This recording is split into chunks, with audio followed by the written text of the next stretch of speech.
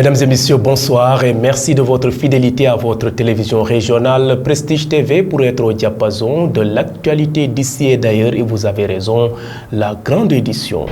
Au sommaire, 5 morts et des blessés graves, tel est le bilan provisoire d'un accident survenu hier sur la route des Niayes au niveau du pont du lac Tamna dans le département de Tivaouane. L'hivernage rime avec inondations et désagréments de toutes sortes.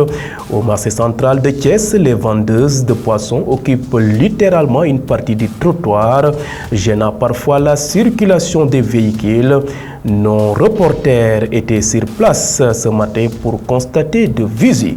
Et puis Baccalauréat 2022, hier, les cris de joie et les pleurs des ajournés ont rythmé la proclamation traditionnelle des résultats au lycée Malick Sy de Thiès.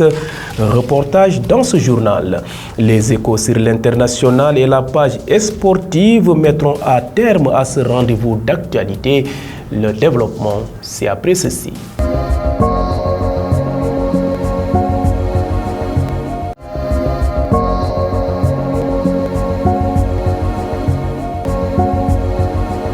Bonsoir et merci de nous rester fidèles. Démarrons ce rendez-vous d'actualité par la situation épidémiologique du jour. Le ministère de la Santé et de l'Action sociale a fait le point sur la situation journalière de l'évolution de la COVID-19 au Sénégal ce vendredi 22 juillet 2022.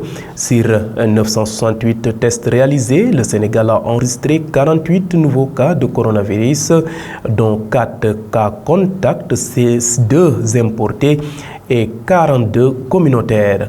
8 patients hospitalisés ont été contrôlés négatifs et déclarés guéris. Aucun cas grave n'est pris en charge dans les services de réanimation des hôpitaux. Aucun cas de décès n'a été enregistré le jeudi 21 juillet 2022. L'état de santé des autres patients reste stable. Je vous le disais en titre, un grave accident s'est produit hier après-midi sur la route des Niayes dans la commune de Diender à hauteur du lac Tamna. 2 véhicules, un camion frigorifique et un car Ndiagandiaï sont entrés en collision. Le bilan est lourd selon les témoins. 5 morts et plusieurs blessés graves. Les populations de la localité sous le choc déplorent l'absence de ralentisseurs sur le tronçon. Le maire de Diender, Alassane Ndoye, qui s'est rendu sur les lieux de l'accident, a annoncé suspendre sa campagne législative pour 48 heures.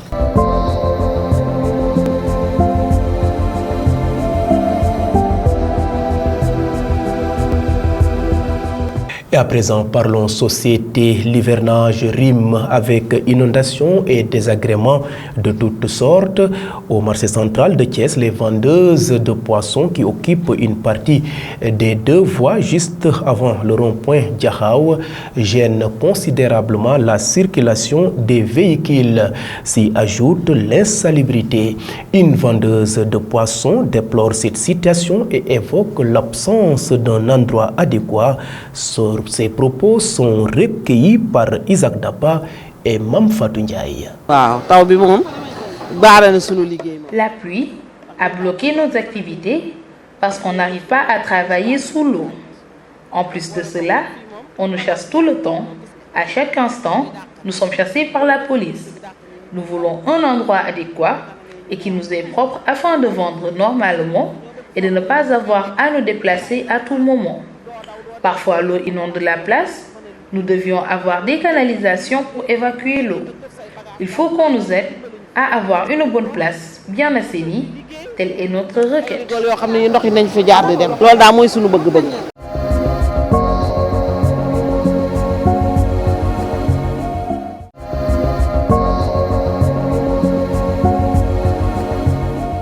Et parlons éducation dans cette édition Baccalauréat 2022. C'est le moment des délibérés. Au lycée Malick Sy de Thiès, les cris de joie et les pleurs des ajournés ont rythmé la lecture des résultats. Hier, nos reporters étaient sur place. Isaac Dapa, Fatou Kenya. 189 428, Tilélé-Bas, école privée laïque académique privé des sciences et des lettres.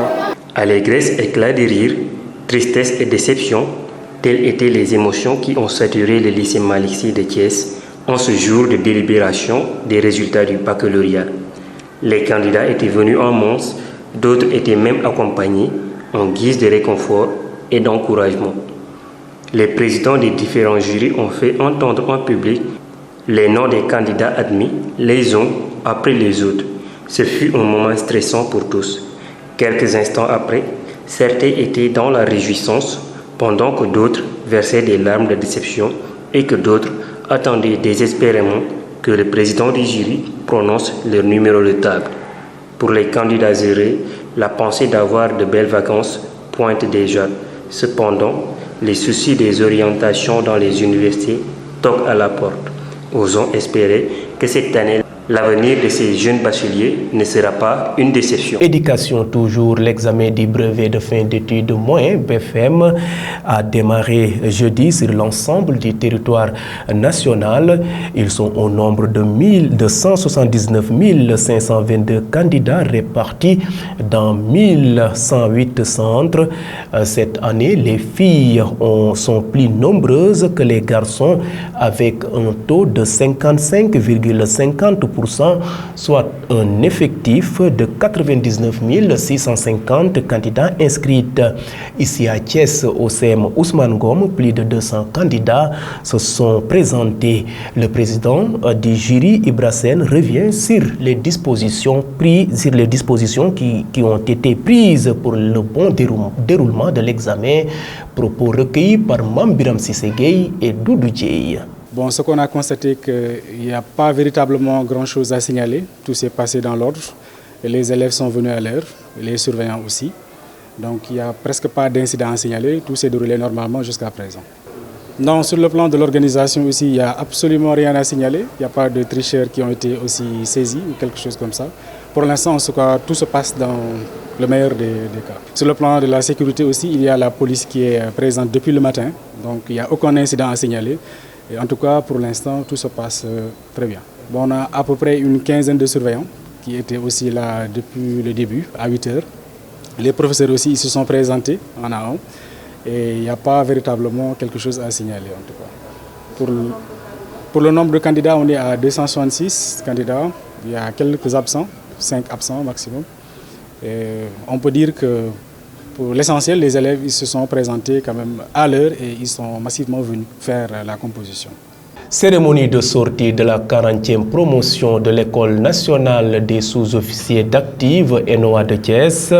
Feu le capitaine Ibrahima Diédhiou, décédé en opération le 18 mai 2001, est le parrain de cette 40e promotion. La cérémonie a été présidée par le ministre des Forces armées, Maître Sidiki Kaba, en présence des autorités civiles et militaires. La remise d'épaulettes de sous-lieutenant, la prestation de serment et le défilé sur l'avenue des chemins de l'honneur ont été des moments particulièrement solennels. Pour rappel, ils sont 107 officiers, dont 16 provenant de 8 pays amis.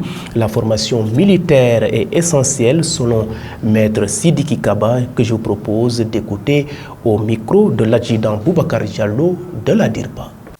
C'est toujours avec un immense plaisir et une fierté renouvelée que je viens présider la traditionnelle cérémonie de remise des épaulettes aux élèves officiers en fin de formation initiale à l'École nationale des officiers d'active ENOA.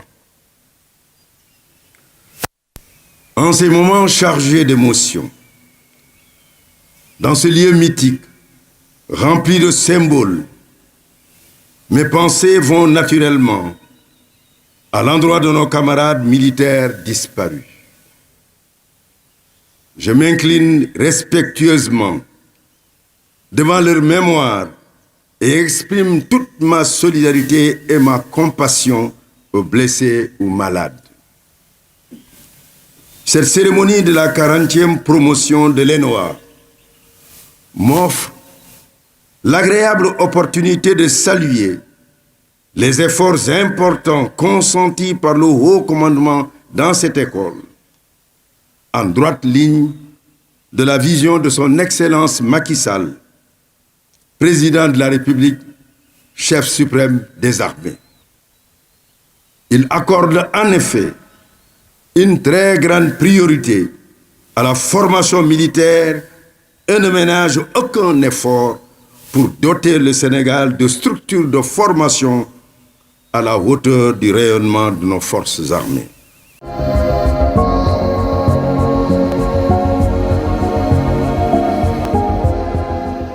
Et place maintenant à ce qui fait l'essentiel de l'actualité nationale. Le ministre de l'Intérieur et de la Sécurité publique, Antoine Félix Diome, a procédé hier jeudi à l'inauguration du nouveau commissariat urbain de Linguère, c'est dans le nord du pays, à Djeramsek. Démarrons l'actualité nationale en parlant du pétrole sénégalais. Woodside, actionnaire majoritaire dans le gisement pétrolier de Sangomar, s'était engagé dans la voie de la vente d'une partie de ses parts. Mais il a décidé de mettre un terme à cette opération. À la suite de discussions approfondies avec de nouveaux partenaires potentiels, nous avons décidé de mettre fin à la vente des actions de Sangomar, a annoncé l'opérateur de Sangomar qui détient 82% de participation du champ pétrolier. Les 18 autres reviennent à Petrosen. Pour rappel, le premier baril de pétrole est attendu pour 2023. Les estimations tablent sur 100 000 barils de pétrole par jour. Parlons à présent du nouveau commissariat de police de Linguère.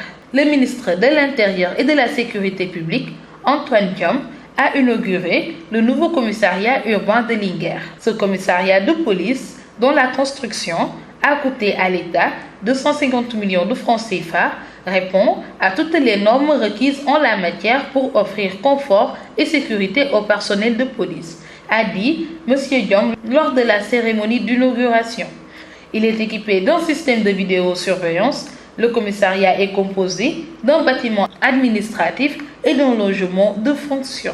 Terminons l'actualité nationale en parlant de l'autoroute Lima-Moulay. L'affaissement d'une partie de la chaussée sur l'autoroute Lima-Moulay causée par les fortes précipitations enregistrées mercredi dans la capitale dakaroise a vite été remise en état par les autorités. D'ailleurs, les travaux sont terminés et la circulation est revenue à la normale sur cette partie de l'autoroute à hauteur du pont de l'Émergence.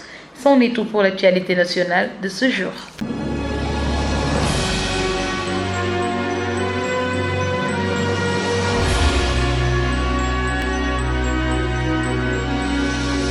À l'étranger, attaque matinale au camp militaire Soundiata Keita de Kati, lieu de résidence du colonel Assimi Goïta. Nous sommes au Mali, n'est-ce pas, Isaac Daba? Ouvrons la page internationale avec le Mali. Une attaque matinale du camp militaire de Kati, lieu de résidence de Goïta Assimi. Le camp militaire de Kati, lieu de résidence du président de la transition malienne, Goïta Assimi, et du ministre de la Défense des anciens combattants, le colonel Sadio Camara, selon le journaliste spécialisé Wassim Nasr, a fait l'objet d'une attaque armée tôt ce matin. La même source révèle qu'il pourrait s'agir d'une incursion du Djinim Akmi, une branche d'Al-Qaïda. Aucun bilan n'est pour le moment disponible. États-Unis, Joe Biden testé positif au Covid-19. Joe Biden, 79 ans et président le plus âgé jamais élu aux États-Unis, a été testé positif au Covid-19 jeudi, mais ne présente que des symptômes très légers. Le président pleinement vacciné et qui a reçu 2 doses de rappel continuera à assumer la totalité de ses fonctions pendant ce temps, selon le communiqué. Il a été en contact avec des membres de l'équipe de la Maison-Blanche par téléphone ce matin et il participera aux réunions prévues ce matin à la Maison-Blanche par téléphone et par Zoom depuis ses appartements privés, a précisé Karine Jean-Pierre. Emmanuel Macron en visite au Cameroun, au Bénin et en Guinée-Bissau la semaine prochaine. Ce sera la première fois qu'Emmanuel Macron se rend dans ces 3 pays. Le président français entamera sa tournée par le Cameroun où il restera du 25 au 27 juillet, précise le cabinet civil de la présidence camerounaise. Il se rendra ensuite au Bénin, un pays que l'Élysée juge de plus en plus connecté aux problématiques sahéliennes. Le chef de l'État français terminera par la Guinée-Bissau le 29 juillet, qui vient de prendre la présidence tournante de la Communauté économique des États d'Afrique de l'Ouest. Voilà ce qui met fin à cette page internationale.